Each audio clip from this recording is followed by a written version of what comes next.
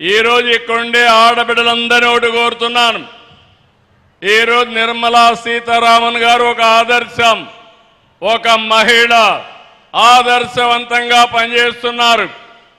ఈరోజు దేశాన్ని సమర్థవంతంగా నడిపిస్తున్నారు. ఆ స్ఫూర్తినే తీసుకుని మా డాక్రా సంఘాలని 10 లక్షల సంఘాలున్నాయి, 1,10,00,000 మంది సభ్యులున్నారు. ఈ స్ఫూర్తితోనే 1 ఫ్యామిలీ 1 ఎంటర్‌ప్రెన్యూర్, ఒక్కొక్క కుటుంబానికి ఒక పారిశ్రామికవేత్త కావాలి. అది మా ఆడబిడ్డలతో స్టార్ట్ కావాలి. పోయిన సంవత్సరం 1,00,000 మంది ఎంఎస్ఎంఈలు పెట్టారు. ఈ సంవత్సరం 5 లక్షల మంది ఎంఎస్ఎంఈలుగా తయారు చేసే బాధ్యత ఈ ప్రభుత్వం తీసుకుంటుంది. దీనికోసం ఇప్పటికే మీరు ఒక్కసారి ఆలోచిస్తే దేశంలోనే నెంబర్ 1గా ఉన్నాం. పోయిన సంవత్సరం మీరు చూస్తే 1,50,000 మంది టార్గెట్ పెట్టుకుని 99% ఇచ్చాం. దేశంలో ఎక్కువగా డబ్బులు తీసుకున్న రాష్ట్రం ఆంధ్రప్రదేశ్ రాష్ట్రం. మా ఆడబిడ్డల్లో నీతి ఉంది, నిజాయితీ ఉంది. ఎవరైనా అప్పు తీసుకుంటే 99.9% తిరిగి కట్టేసే పరిస్థితికి వచ్చారు. ఈ సంవత్సరం 1,67,000 మందికి రుణాల కోసం ప్లాన్ చేస్తున్నాం. ఇది కూడా సాధ్యం అవుతుందని చెప్పి కూడా నేను మీకు తెలియజేస్తున్నా.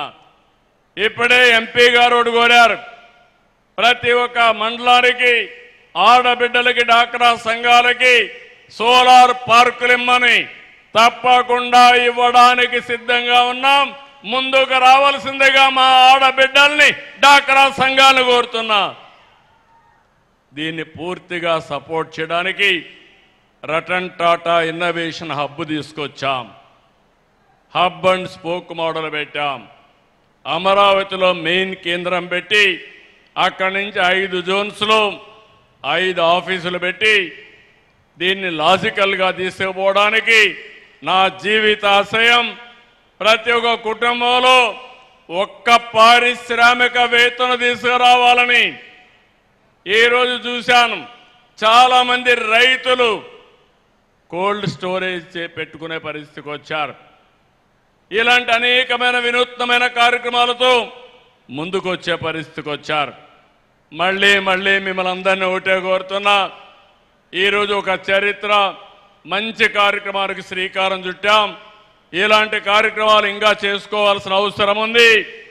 పల్నాడు జిల్లాలో పారవలసింది రక్తం కాదు, పల్నాడు జిల్లాలో ఒక విప్లవం రావాలి, పారిశ్రామిక విప్లవం రావాలి, పేదరికం పోవాలి.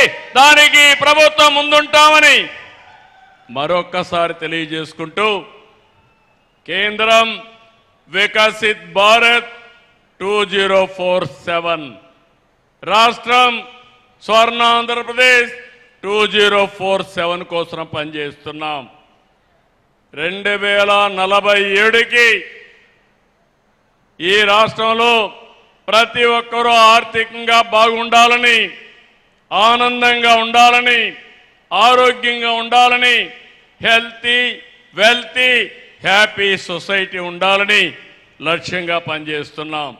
దీనికి అందరూ కూడా సహకరించవలసిందిగా కోరుకుంటూ, మరొకసారి ఈ కార్యక్రమానికి వచ్చిన మిమ్మల్ని అందరినీ మనస్ఫూర్తిగా అభినందిస్తూ, 1,04,000 కుటుంబాలని, అందులో ఉండే 5 లక్షల మందిని మనస్ఫూర్తిగా అభినందిస్తూ, ఈ రుణాల్ని సద్వినియోగం చేసుకోండి.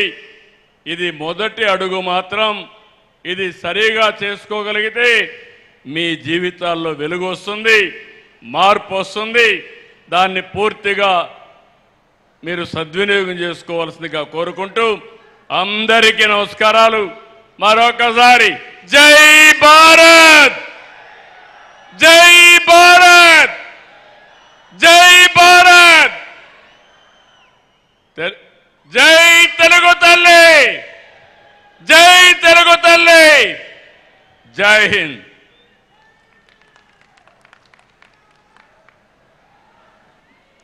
Thank you sir, thank you very much.